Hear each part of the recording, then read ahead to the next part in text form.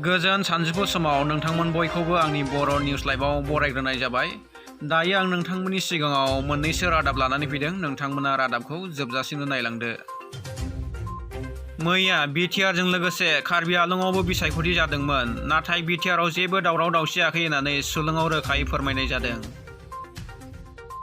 थांनाय मैयानि दिनाव कार्बि आंलंनि बिसायख'थियाव मोननै भट केन्द्रआव मोनसे जाथाय जानानै थाङो।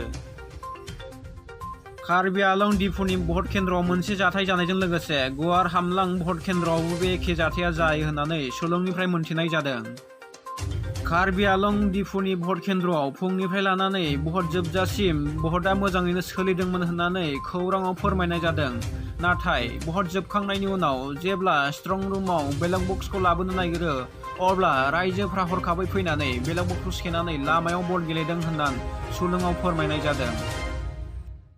उनाव आसाम पुलिसआ राइजोफोरनिफ्राय बेलेट बक्सखौ सेनानै खालियैनो स्ट्रं रुमाव लाबोनांदों होननानै खौराङाव फोरमायनाय जायो।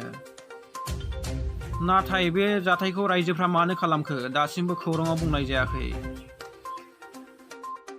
मोनसे जाथाया कार्बि आंलं गुवार हामलां भट केन्द्रआव जायो। बे जाथाया भट सोलिफुबाय थानाय समावनो जादों होननानै राइजोफ्रा फोरमायनानै होदों।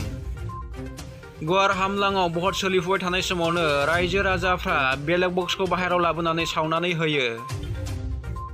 राइजो राजाफ्रा फोरमायनानै होयो दि बे बेलेट बक्सआव गोबां इलिगेल बेलेट पेपार दंमोन होननानै खौराङाव राइजो राजाफ्रा फोरमायनानै होदों। खौराङाव मोनथिनाय बायदिब्ला बे मोननै भट केन्द्रआव 10 खालार खालि अदेबा गाबोन भटआ जाफिनगोन होननानै खौराङाव फोरमायना होनाय जादों। गुजरातआव मोनसे जाथाय। बे जाथाया 3 बोसोर बैसोनि गथ'आ गाव हारसिं गेलेबाय थानाय समाव 500 फुट गोथौ पाइपनि नालायाव गलाङो। उनाव गथ'नि बिमा बिफाया गथ'खौ नागिरबायनायाव 500 फुट गोथौ नालानि पाइपआव गलांनायखौ नुनानै गुजरात पुलिसनो खबर होयो। गुजरात पुलिसआ बे जाथाय जानाय खबरखौ मोनथिनानै जाथाय जायगासिम नुजाफैयो। उनाव गुजरात पुलिसआ 30 मिनिटनि गेजेरावनो बे गथ'खौ बासायनो हायो होननानै सुलुंनिफ्राय रोखायै मिथिनाय जादों।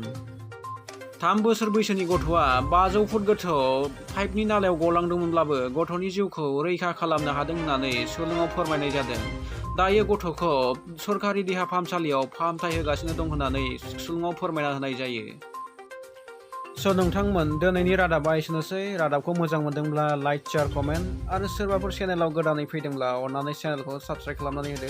खाथियाव थानाय बेल आइकनखौ दाबायनानै लादो, जेन' नोंथांमोननि सापर्ट आरो अननायखौ लानानै आं बेबायदि रादाबखौ लाबोबाय थानो हायो।